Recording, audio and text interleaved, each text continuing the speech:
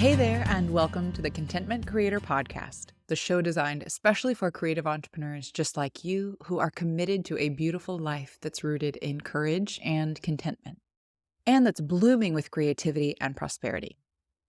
I'm your host, Ellen Broen, a certified life coach, a singer, a mother, and a lover of alliteration, dogs, and deep conversation.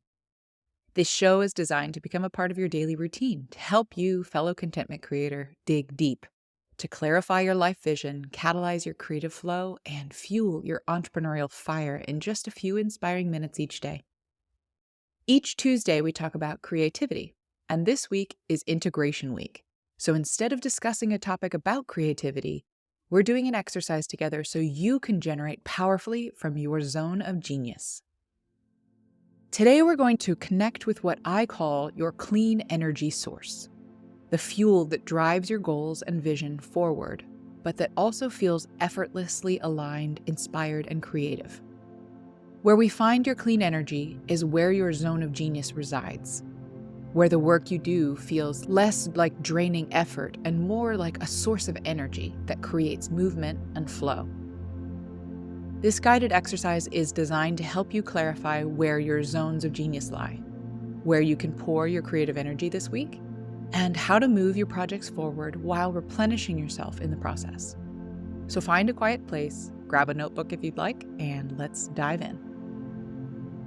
If you've never read The Big Leap, I highly recommend picking it up as a resource for taking this exercise and expanding it, as well as many other fantastic tools for taking a big leap in life. One of the tools that has stuck with me from Gay Hendricks' book was his categorization of tasks into 4 zones: zone of genius, zone of excellence, zone of competence, and zone of incompetence. Zone of genius is where your natural talents and passions intersect. In my coaching work, this is what I refer to as your clean energy source, because it includes the activities that don't just take energy, but that make new energy. This is where flow lives, where time disappears, and when you're operating at your highest potential to share your unique gifts with the world. Zone of excellence can sometimes seem like a zone of genius because we have talents in this area, but the missing factor is that it does not refuel you. You may be highly skilled, productive, and even rewarded in the short term for this kind of work, but it does not fulfill you, and it requires energy to produce. In my methodology, this is kind of like fossil fuels. They are non-renewable resources that get the job done, but that carry a cost. Zone of competence includes tasks that you can do well, but so can many others.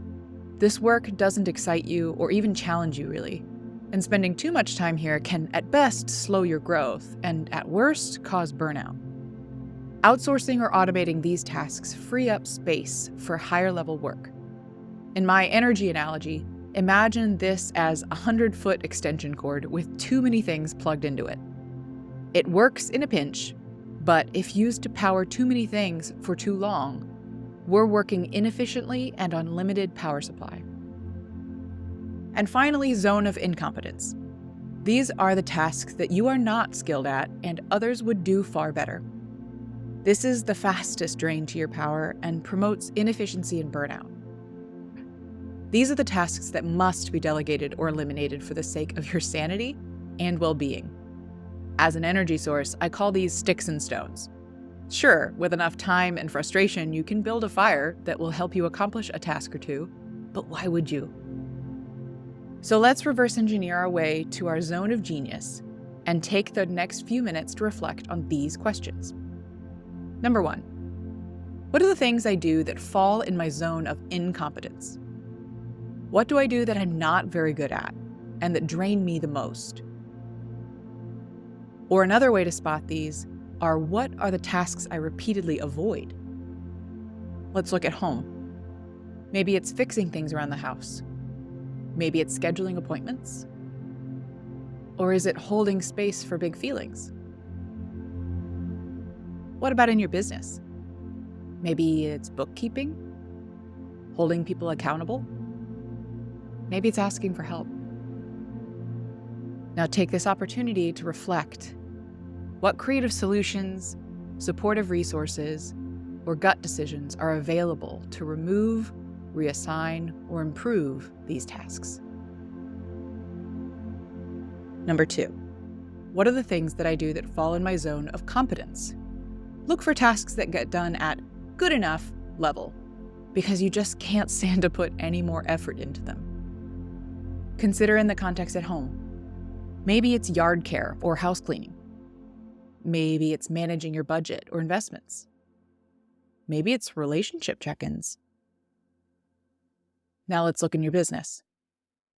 Maybe it's social media management, hiring and onboarding, or setting and maintaining measurable goals. Now let's reflect. What opportunities are available for me to delegate or enlist support in these areas? Number 3, what tasks do I do really well, but that drain me of energy?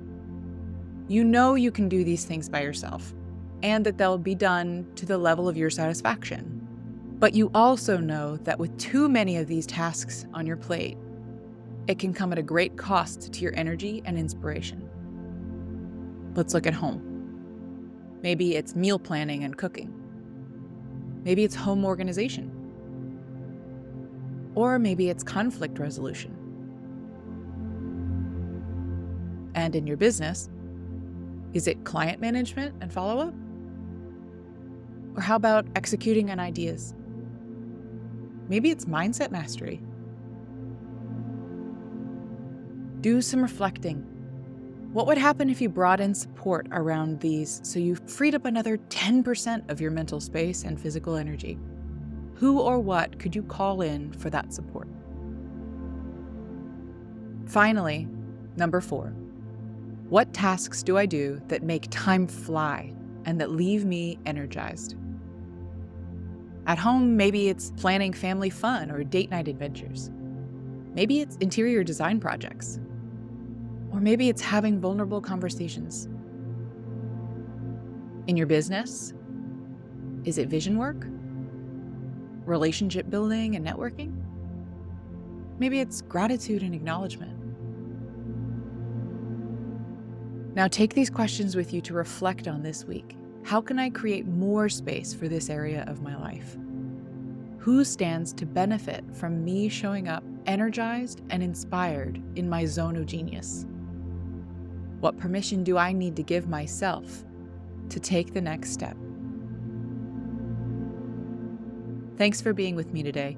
I can't wait to hear what you create from this space this week. So please be sure to join my private community through the link in the show notes and share with me what came up for you in this exercise. Join me here tomorrow for another special Integration Week episode, all about connecting more deeply to our sources of support and our sense of belonging. If you enjoyed today's episode, please show your support by leaving reviews and comments. It would truly mean the world to me to hear from you.